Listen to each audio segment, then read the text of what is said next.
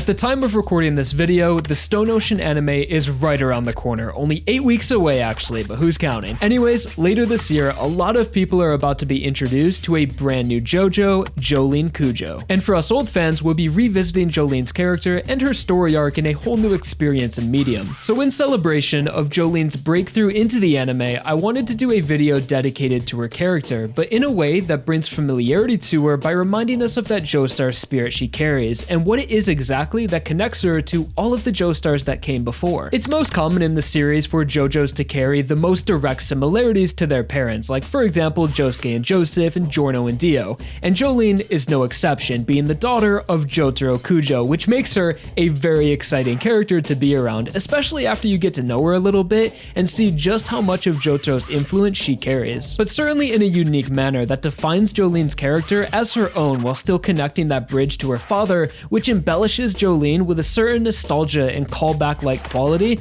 while at the same time being a fresh take on what a JoJo can or should be. As in the early 2000s when Stone Ocean first came out, Jolyne was certainly the most unique JoJo we had ever had before, being the first girl who looked and acted a lot different from all of the previous big muscular men that have come before her. But it was very interesting to see how Araki had connected this person that looked so different and really made us recognize her as a Joestar just as much as we would Jonathan or Jotaro. So in the same vein as my Every Time Giorno Acted Like Dio video, today we will be focusing on Jolyne, of course, and looking at her character throughout Stone Ocean and seeing how specifically Jotaro's personality and actions are expressed through his daughter, as well as the moments where you can truly see Jotaro's spirit in Jolyne's eyes. But first, I would like to take a moment to thank today's video sponsor, NordVPN. You know him, you love him, and if you guys are looking to watch the Stone Ocean anime the day it comes out on Netflix, you definitely want to listen up. So NordVPN is your ultimate solution to taking full control over your internet experience, providing state-of-the-art cyber encryption, protecting your data, privacy, and activity from anyone looking to take advantage of your online presence, and believe it or not, some people are trying to. NordVPN can be used on desktop, mobile, and up to 6 devices with one account, with an extremely intuitive and low-impact software being able to run in the background using minimal resources while keeping you protected the whole time on a home or public Wi-Fi network. And beyond just protection, NordVPN also allows you to change your online location, providing over 5,000 servers in over 59 different countries. Doing so allows you to access region-locked content from nearly every streaming service. Just click on the region whose content you want to access, and through your already existing subscription service, you instantly unlock tons of new content. So if you are worried about not being able to watch Stone Ocean when it comes out due to the Netflix exclusive deal, with NordVPN, you will be able to remotely connect to a US server and watch it the day it comes out in late December. As well as Part 5 will be added to Netflix US on November 1st, just in time for Part 6, and that's just all of JoJo right there on Netflix pretty much in the US. So right now you can get a 2-year plan at a huge discount plus 1 additional month for free when you go to nordvpn.com/exports to sign up, as well as it's all risk-free with Nord's 30-day money-back guarantee. Again guys, that's nordvpn.com/exports, or click the link down below in the description.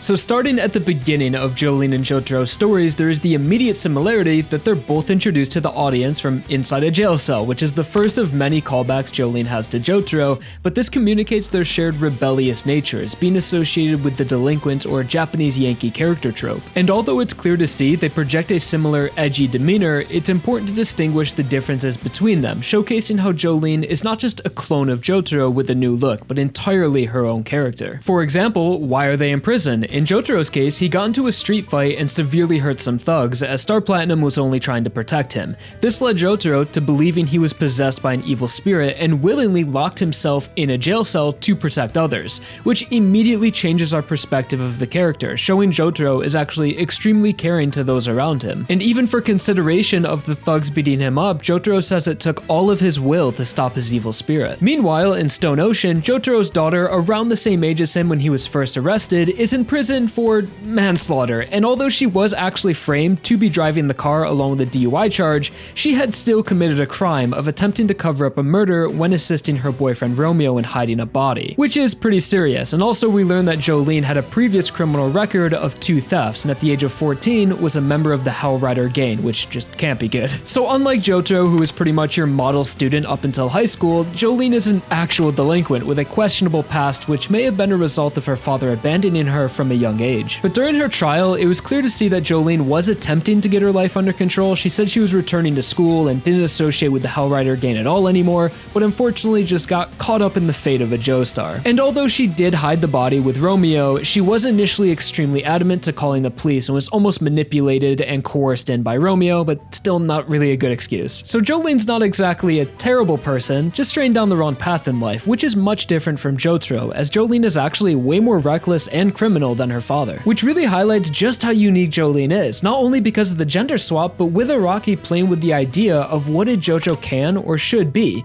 because we're always going to associate JoJo as the protagonist or quote-unquote good guy, and they are, because they're Joestars and they all carry Jonathan's sense of justice. But it seems as the series continues, Araki would try to push the envelope on just how terrible of a person he can make the hero without losing the reader's empathy, which was definitely risky, but also resulted in some of the best JoJos, introducing real moral questioning for the characters and the reader, through characters like Jolyne and eventually Johnny Joestar, as when you're reading their stories, sometimes you just have to stop and ask yourself, well, what would I do in this situation? And the answer will vary from reader to reader, because there's not always a right and wrong answer. But to move on from the whole jail cell introductions, it's a cool reference to Jotaro and works well at defining these characters' similar presence while distinguishing their personalities through the context of the story without really any exposition needed. And speaking of the story, the actual plot of Stone Ocean and Jolyne's journey seems to mirror the role of Jotaro in Stardust Crusaders, Jotaro being cursed by his blood and carrying the burden of needing to fight a battle he didn't start, as upon Dio's awakening,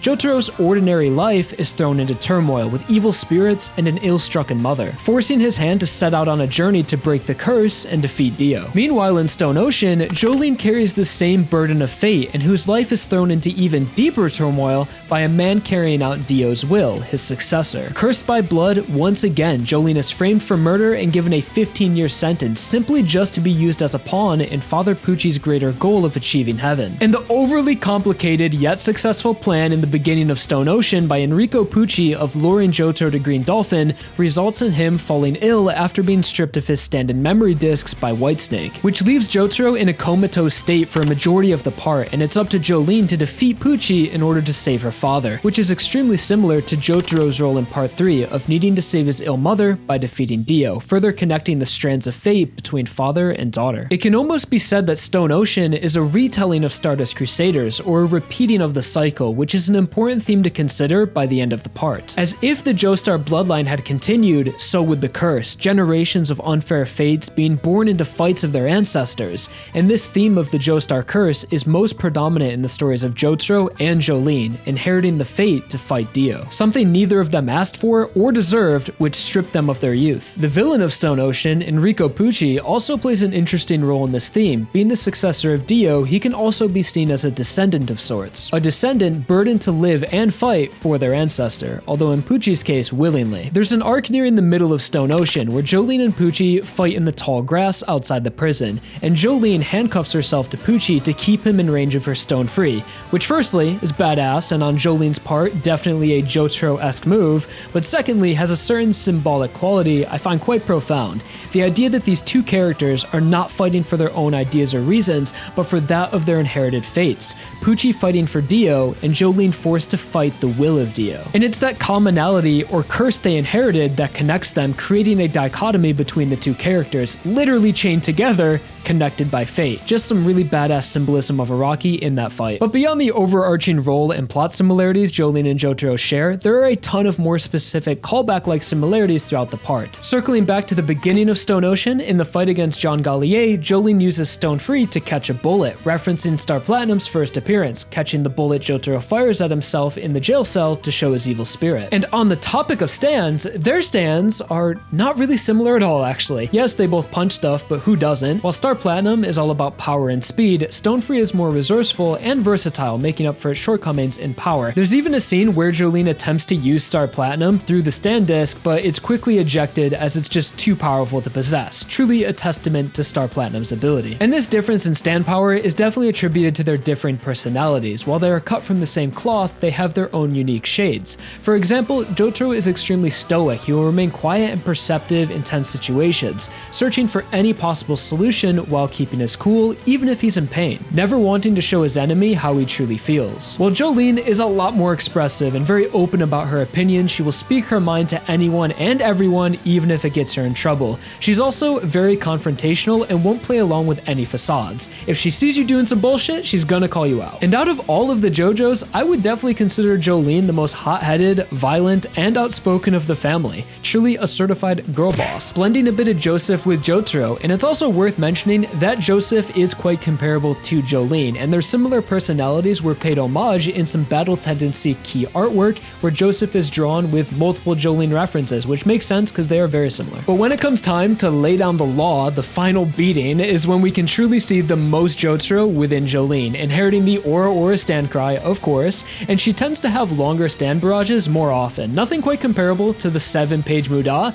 but consistent heavy finishers nearly every fight. And speaking of finishers, Jolyne and Jotaro both have beaten enemies using a baseball, Jotaro technically in a video game, and Jolyne with the iconic 1000 throw Ora Ora. And in addition to the Ora Ora barrage, another mannerism Jolyne inherited was Jotaro's catchphrase, I guess you could call it kind of a catchphrase, the yada yada de, but with the feminine suffix yada yada de, which is honestly just more fun to say. Both having the same meaning of good grief or like gimme a break, just a phrase used to express their indifference to most enemies or surprises, giving both of the characters that sort of too cool to care attitude. And more on their fighting styles, these two seem to enjoy causing physical pain more so than any other Joestar, finding satisfaction in violence, and they will also hurt themselves in order to win, having the highest pain tolerance among the JoJos. For example, Jolyne setting herself on fire for like half a chapter in order to defeat Rakil, and Jotaro allowing Anubis to stab him directly in the gut in order to jam the blade in him. And it's specifically this similarity that makes Jolyne such an exciting character to see fight, and where we see the most similarities to Jotaro, just in that raw fighting spirit. So although Jolyne does act like Jotaro, they probably have just as many, if not more differences between their personalities, values, relationships, social presence, and more. But that is a good thing, to distinguish the two characters while still drawing connections between them. And that is every time Jolyne acted like Jotaro. Okay, not literally every time, because there's just a little bit of Jotaro's essence in every Jolyne moment essentially, but these were just the main connections I wanted to make between the father and daughter that let us recognize Jotaro when we look at Jolyne. Alright everyone, I hope you were all absolutely psyched for the Stone Ocean anime this December. I certainly am, just a few weeks away now, as well as please be sure to check out the latest collection from my clothing line Break Free. We just dropped a new collection, Digital Beauties, inspired by Stone Ocean characters and game design from the early 2000s. All of the artwork turned out amazing. It is all entirely fan-made, made specifically for Break Free, as well as we did some custom Kiss and Weather Report themed shorts with some really cool patchwork that turned out awesome. So please be sure to check out the shop and pick something up. It will seriously support the channel and help me continue doing both YouTube videos and running the store full time. So hit the link down below, breakfreesupply.com, and just check out the shop and see if you want to pick anything up. I would really appreciate it. Thank you guys so much for watching. Like if you enjoyed, and subscribe for more. Tons of new JoJo content coming soon. Stone Ocean anime as well as Part 9 right around the corner. Very exciting time. So thank you guys so much for watching. I'm out. Peace.